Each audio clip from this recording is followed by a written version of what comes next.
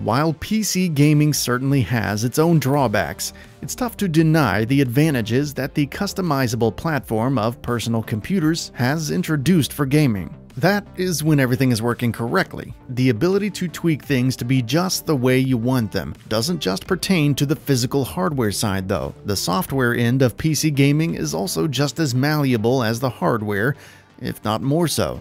As such, the massive community of modders that continue to inject their own flavors into their favorite games continues to grow in size and capability. From just changing the zombie character models in Left 4 Dead to SpongeBob and Shrek, all the way to creating entirely new games within existing pieces of software, the reach of this community has grown in ways that were likely unimaginable just a decade or so ago. Yet another layer of awesomeness being added to the modding community's repertoire is what is being done with Metal Gear Solid 5: The Phantom Pain.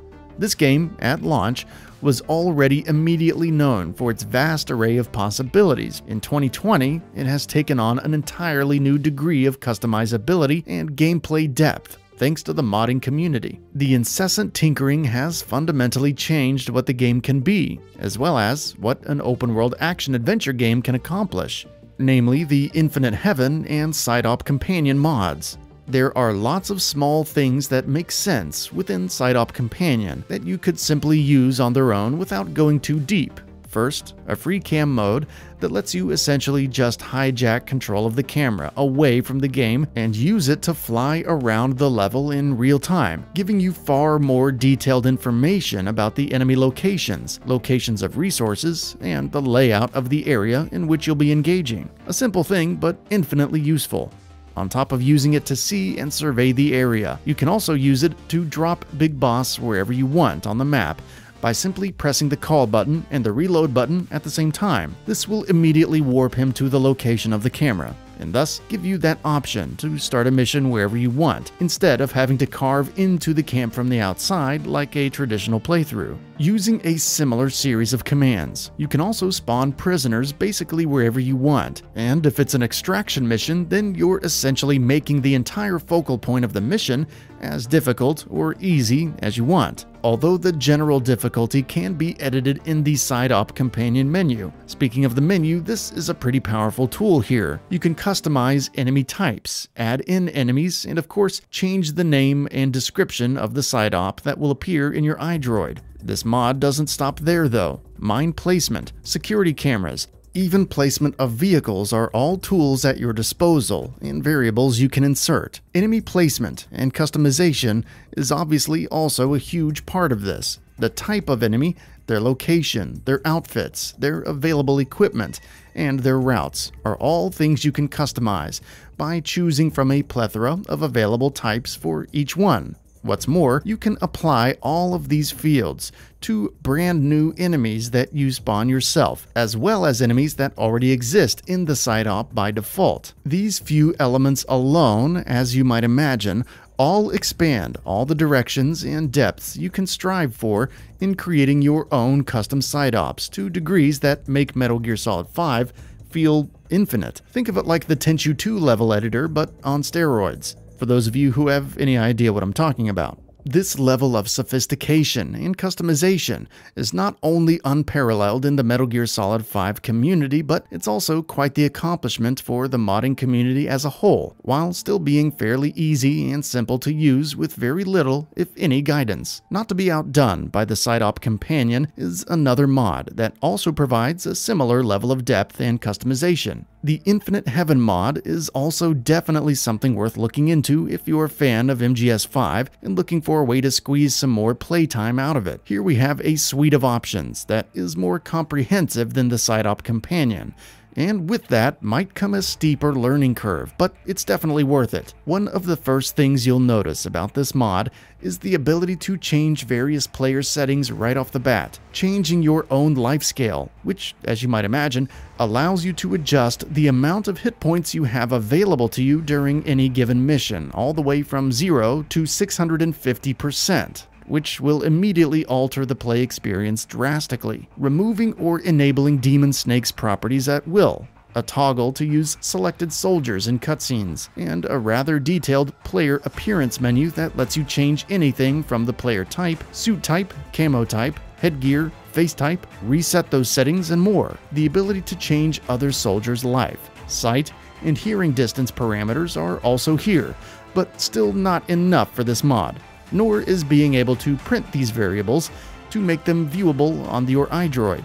But with this powerful tool, the enemy invasion option within the Mother Base Wargames mode now includes enemy helicopters, female soldiers, an ability to manually trigger Skull's attack on the quarantine platform, and pause or restart cutscenes. You can also create and edit certain events, prep enemies however you want, and add various restrictions to the player if you want, like certain weapons and items not being usable. With all the detail being given to players and enemies, the same amount of attention was given to the Mother Base itself. Within your Mother Base alone, the Infinite Heaven mod allows you to toggle and customize walker gears, repopulate plants and diamonds, allow lethal actions, spawn NPC support helicopters that roam around Mother Base, as well as attack helicopters that do the same, as well as the added ability to change out various looks for cargo, ships, and even alarm types. All the support helis themselves are also customizable. On top of those cosmetic elements, Infinite Heaven has also spawned its own swath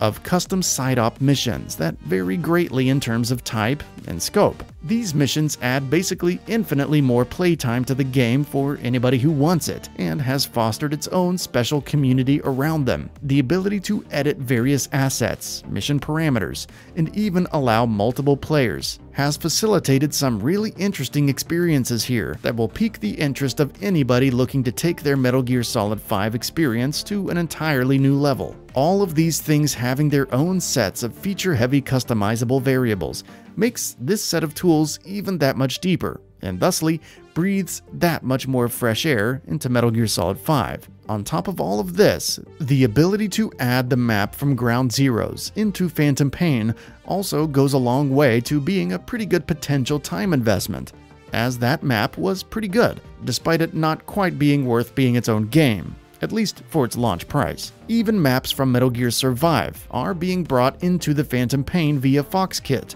as well as many of its unused assets. This is of course still in a pre-alpha stage, but it's neat to consider the open doors for other interesting custom mods and modes of in-game maps that will continue to be built upon as time goes on. Having that FoxKit tool in the Phantom Pain is a nice touch no matter how you slice it. To say that Metal Gear Solid 5 The Phantom Pain is the pinnacle of gaming is by no means accurate. There were questionable decisions made with the story and some thematic directions of the final chapter of the mainline Metal Gear Solid saga that definitely still leave the longtime fans on a bit of a sour note.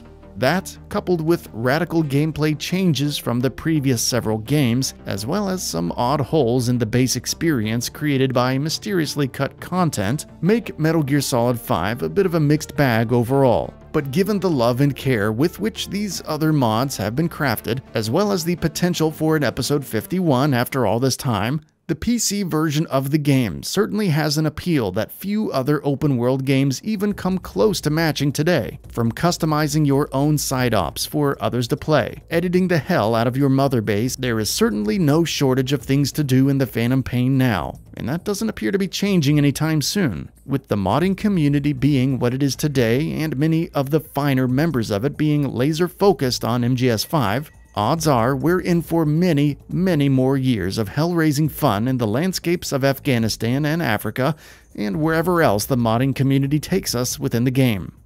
That's it for this video. If you enjoyed and would like to see more, feel free to hit that subscribe button and hit the notification bell to ensure you'll be notified when new videos go up.